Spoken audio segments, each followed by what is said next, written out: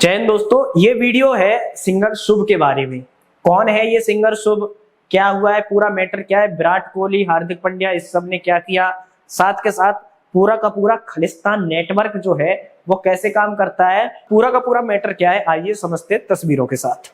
तो दोस्तों ये है एक सिंगर शुभ, और इसके बारे में मैं आपको बताऊं उससे पहले आप ये समझ लीजिए, ये एक पंजाबी गायक है, रैपर है। कनाडा जो है रशिया के बाद क्षेत्रफल की दृष्टि से दोस्तों दूसरा सबसे बड़ा देश है और आबादी है मात्र 3 करोड़। तो आप इससे समझ सकते हैं कि कनाडा के पास कितनी ज्यादा जमीन है। इसको विराट कोहली, शुभमन गिल, हार्दिक पांड्या ये सब फॉलो करते थे, साथ में इसको स्पॉन्सर करते थे। इसको इसके जो सॉन्ग्स होते थे उसको मौज, जियो सावन और बोट, ये सारी कंपनियां, सोचिए इसको पैसा, इसको पूरा का पूरा पैसा जो है भारत से मिल रहा है, कनाडा में रहते हुए भी। उसके बावजूद भी अब मैं आपको दिखाता हूं इसने कारस्तानी क्या की है। लमसम दोस्तों आपको ये फोटो दिख रहा होगा, ये शुभ का इंस्टाग्राम अकाउंट है। इंस्टाग्राम में अकाउंट का हैंडल है शुभ वर्ल्ड वाइड। इस पे इसने पोस्ट डाला, लिखा प्रे फॉर पंजाब। इसमें दोस्तों अगर आप गौर से देखेंगे तो पूरा भारत में नॉर्थ ईस्ट कटा हुआ है, पूरा का पूरा आपका जम्मू एंड कश्मीर कटा हुआ है, साथ में पंजाब को हाईलाइट किया हुआ है, और उस पंजाब को पकड़ के पुलिस वाला खड़ा है, भारत को पूरा बेड़ी में जकड़े, जिस पे लिखा हुआ है प्रे फॉर पंजाब। इसकी वजह से लोगों ने कहा कि ये जो है भारत को खालिस्तान बनाने की बात कर रहा है, भारत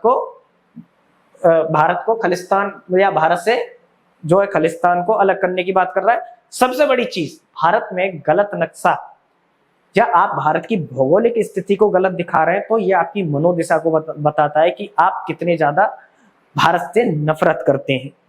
अब सबसे बड़ी चीज ये है कि इनको पैसा भी भारत से ही कमाना है, गाने भी भारत में ही रिलीज करने हैं, भारत के खिलाफ जहर भी उगलना है।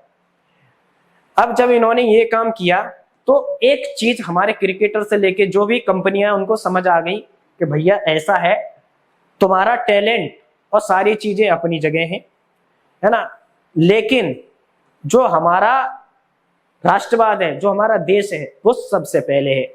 अब मैं आपको एक एक चीज करके दिखाता हूं कि खबरों में क्राइम तक ने लिखा है, खालिस्तान समर्थक पंजाबी सिंगर शुभ का मुंबई कॉन्सर्ट कैंसिल, कई वजह सामने आई। बेचारा भोला सा लड़का था, खालिस्तान मांगने ही तो निकला था, क्या गलती कर दी उसने? भारतीय इतने नाराज हो गए कि उसके कॉन्सर्ट को ही खालिस्तान बना दिया। कोई जाएगा ही नहीं, क्या करना खालिस्तान का। मुंबई से लेके इसका ये पहला वर्ल्ड टूर होने वाला था कि मैं वर्ल्ड टूर पे निकला हूं। तो भाई साहब अश्वमेध यज्ञ करने के बाद घोड़ा जैसे सफेद छोड़ देते थे ना पुराने जमाने में, कि भैया कोई हमसे टक्कर लेके दिखाए।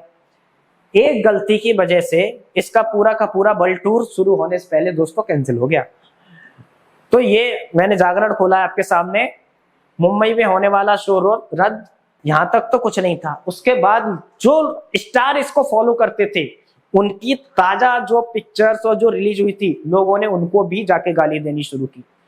लोगों ने लिखा कि भाई तुमको शर्म आनी चाहिए, तुम इस व्यक्ति को फॉलो करते हो, ये स्टेटस लगा रहा है खालिस्तान के समर्थक में। तो इसमें सोचिए इसको फॉलो कौन कौन करते थे, इसको हार्दिक पांड्या, विराट कोहली। सोचिए विराट कोहली के कितना लार्ज नंबर ऑफ फॉलोअर है, मतलब रोनाल्डो के बाद अगर हाईएस्ट इंस्टाग्राम फॉलोअर है तो वो विराट कोहली के। विराट कोहली जैसा बंदा इसको फॉलो करता था। उसके बाद विराट कोहली ने इसको अनफॉलो किया, क्योंकि लोगों ने जाके गालियां देना शुरू की कि तुम इसको फॉलो करते हो, इसका मतलब तुम राष्ट्रवादी नहीं हो। इस तरीके की चीजें हुई। फिर हार्दिक पांड्या ने इसको अनफॉलो किया। फिर बुक माई शो ने ऑफिशियल स्टेटमेंट जारी किया कि singer Shubhneet Singh still rolling tour for India stand cancel to be and BookMyShow has initiated complete refund.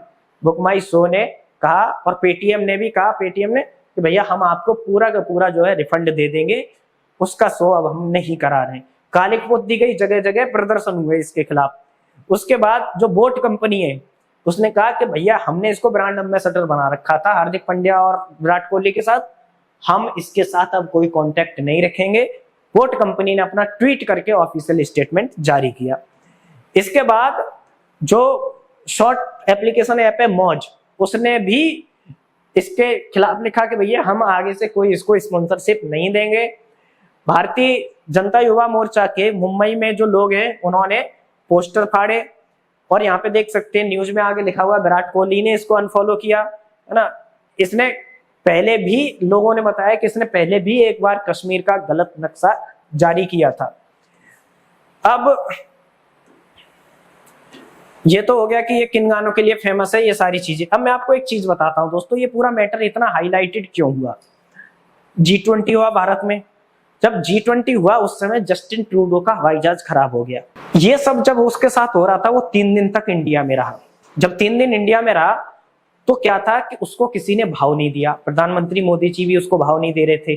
वो एकदम फ्रस्ट्रेट हो गया क्योंकि उसने ये बोला था कि हम खालिस्तान में पन्नू हो गया, है ना, निंजर हो गया, ये सब। मतलब भारत ने अभी कल जो लिस्ट जारी की है टॉप 10, NIA ने जो लिस्ट जारी की है उसमें 10-10 लाख रुपए से ज्यादा इनाम घोषित है जिन आतंकवादियों पे।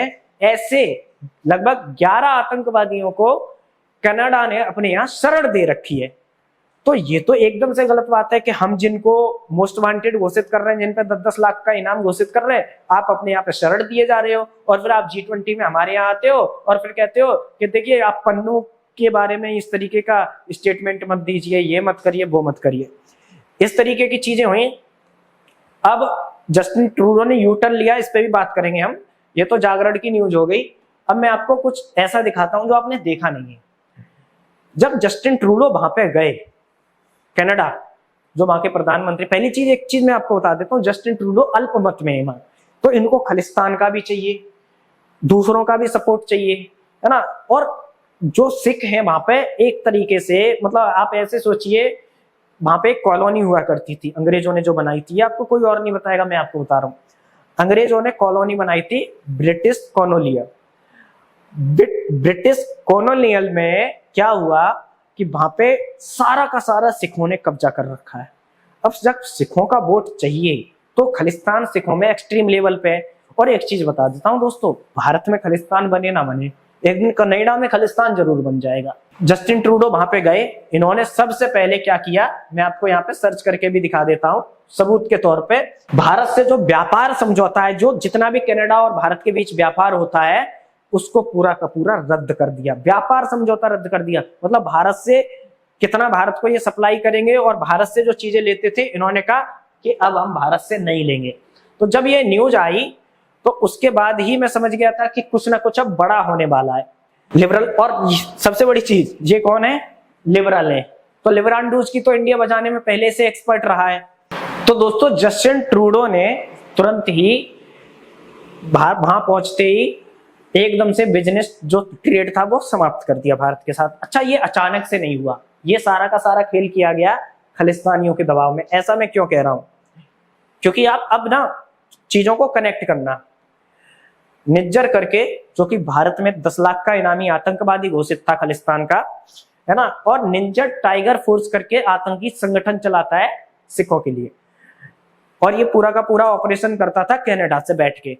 अब खुफिया सूत्रों के मुताबिक निज्जर भारतीय एजेंसियों पे पिछले 1 साल से भी ज्यादा सिरदर्द बना हुआ था, क्योंकि किसान आंदोलन जो हुआ था ना, मोदी जी ने जब वापस लिया था, तो ऐसे ही वापस नहीं लिया था, उसमें खालिस्तान का बहुत बड़ा, या ऐसे कई सिख किसानों का बहुत बड़ा उसमें रोल था। ये क्या करता था, लॉरेंस बिश्नोई और अपने गुर्गों के द्वारा भारत में गैंग रैकेट चलाता था, और ये जो पैसे जो मुहैया कराता था, ये पानी के ट्रेवल के थ्रू वहां से हवाला मनी के द्वारा इन लोगों को भेजता था।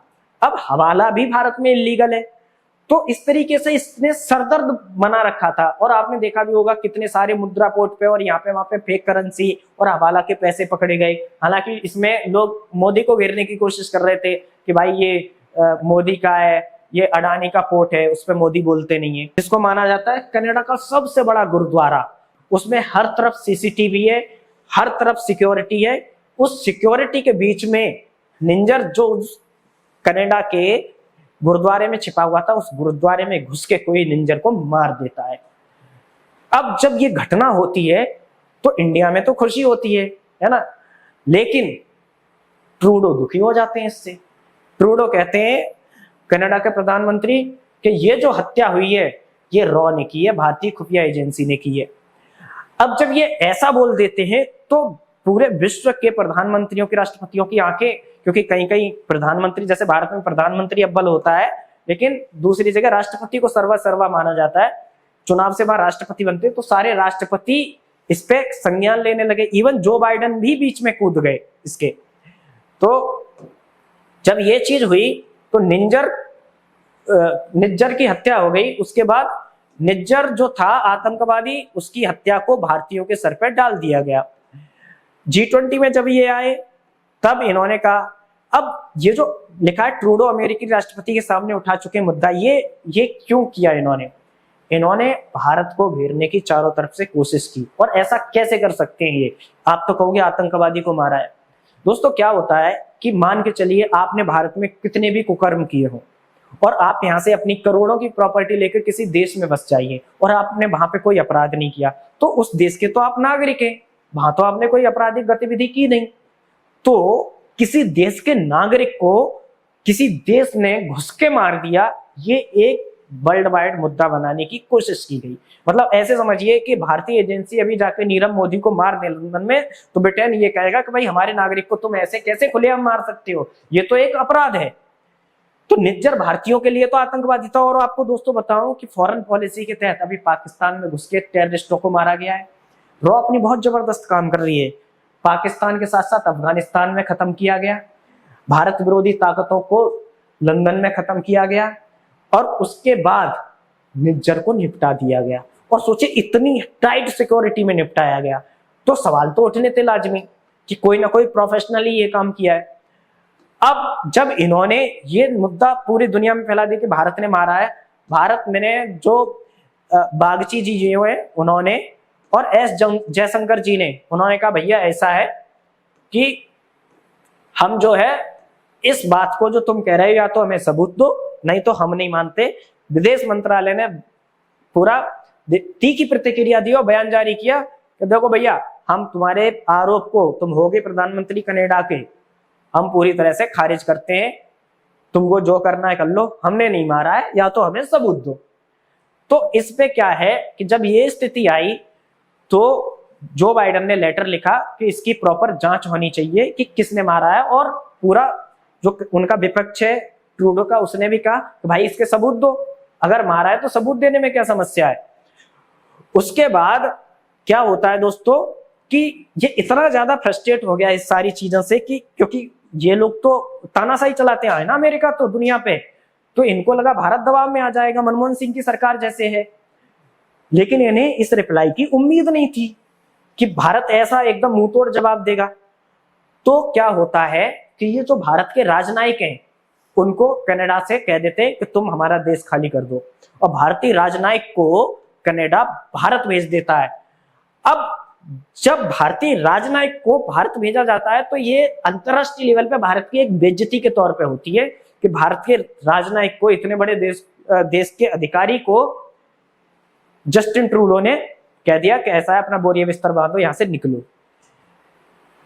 अरिंदम बागची जो कि विदेश मंत्रालय के प्रवक्ता हैं, वो बयान जारी करते हैं कि अगले 5 दिन के अंदर कनाडा के जो 5 राजनयिक हैं उनको भारत छोड़ के कनाडा जाना होगा। अब तो मामला ऐसा हो जाता है कि जितना तो इंडिया पाकिस्तान का नहीं चल रहा, इतना इंडिया कनाडा का हो गया। पहले आप देखोगे ये चेन ऑफ जितना भी रिएक्शन हुआ उसमें पहले व्यापार समझौता रद्द होता है, उसके बाद तीखी प्रतिक्रिया चलती है। ये हमारे राजनयिक को कहते हैं देश छोड़ दो, हम इनके 5 राजनयिक को कहते हैं ऐसा है तुम भी अपना बोरिया बिस्तर बांधो, यहां से निकलो। ये वो भारत नहीं है कि एक गाल पे मारो तो दूसरा आगे कर दो। ये वो भारत है, एक मारोगे 5 रख के देंगे, और ये भी कहेंगे कि दोबारा आंख उठा के देखा तो ऐसा मारेंगे तुम होश में नहीं आओगे, हिम्मत नहीं होगी दोबारा भारत की तरफ आंख उठाने की। इसके बाद दोस्तों क्या होता है कि मामला सारा का सारा पलट जाता है। जस्टिन ट्रूडो अपने जो स्टेटमेंट है, अपनी जो प्रेस कॉन्फ्रेंस है, उसको एडिट करवा के दोबारा से रिलीज करता है। कहता है मेरा वो मतलब नहीं था, मैं जो है इसके सबूत दूंगा। पूरी उन्होंने कोशिश की बात को संभालने की, लेकिन तब तक बात हाथ से निकल चुकी थी। फिर क्या होता है दोस्तों, अगले दिन लंदन में, ब्रिटेन में खालिस्तान मूवमेंट पे नारे लगते हैं और वहां पे एक्टिविटीज दिखाई देती हैं, जिस पे पूरा का पूरा जो ऋषि सुनक का खेमा है प्रधानमंत्री यूके, वो कह देते हैं कि भैया ऐसा है, ये खालिस्तान बलिस्तान है ना, इसको यहाँ हम बर्दाश्त नहीं करेंगे। उन्होंने पूरा भारत का समर्थन कर दिया। और दोस्तों ये इंडिया टुडे ने रिपोर्ट छाप के पूरी ऋषि सुनक ने क्या बोला जब उनसे पूछा गया, और मैं आप गूगल करेंगे तो वहां भी आपको दिख जाएगा कि उन्होंने क्या कहा है। ऋषि सुनक ने कहा से want tolerate Khalistani extremist in UK, straight forward, ये भी नहीं कि घुमा के कोई बात की हो तो भैया ऐसा है खालिस्तान वालिस्तान हम यूके में नहीं देखे, ठोक देंगे सीधा, है ना। और आप देखोगे नीचे भी एबीपी ने भी छापा है, खालिस्तान समर्थक एक्टिविटी ब्रिटेन के पीएम सुनक बोले किसी तरह का कट्टरवाद बर्दाश्त नहीं करेंगे। खालिस्तान के मुद्दे पे कहा ब्रिटेन में इसे बर्दाश्त नहीं किया जाएगा। हिंदुस्तान टाइम्स ने भी लिखा है खालिस्तान मुद्दे पर अपनी हिंदू जड़ों की बात की, कहा भैया मैं ये सब खालिस्तान वालिस्तान इधर नहीं चलेगा। और उन्होंने कहा मैं भारत को नहीं बताऊंगा कि उसे क्या करना चाहिए, खालिस्तानियों पर बरसे का गौरवान्वित हिंदू हूं, मतलब मैं प्राउड हिंदू हूं, या खालिस्तान वालिस्तान चलने नहीं दूंगा। ये जब हुआ तो अब कनाडा चला गया बैकफुट पे सारा का सारा। ऐसे में इस सब के बीच ये जो सिंगर शुभ है इसने सोचा कि मैं हीरो बन के उभरता हूं और मैं लगाता हूं खालिस्तान जिंदाबाद अपने स्टेटस पे। बेचारा वर्ल्ड टूर करने पे निकला था, वर्ल्ड टूर तो शुरू, ये बेचारा तो खालिस्तान निकालने चल रहा था कि मैं खालिस्तान का सपोर्ट करता हूं। जनता ने कहा ऐसा है तुम्हारा जो वर्ल्ड टूर निकला था ना वो शुरू होने से पहले ही खत्म कर देती, क्योंकि भारत में राष्ट्र विरोधी ताकतों को नहीं चलने दिया जाएगा।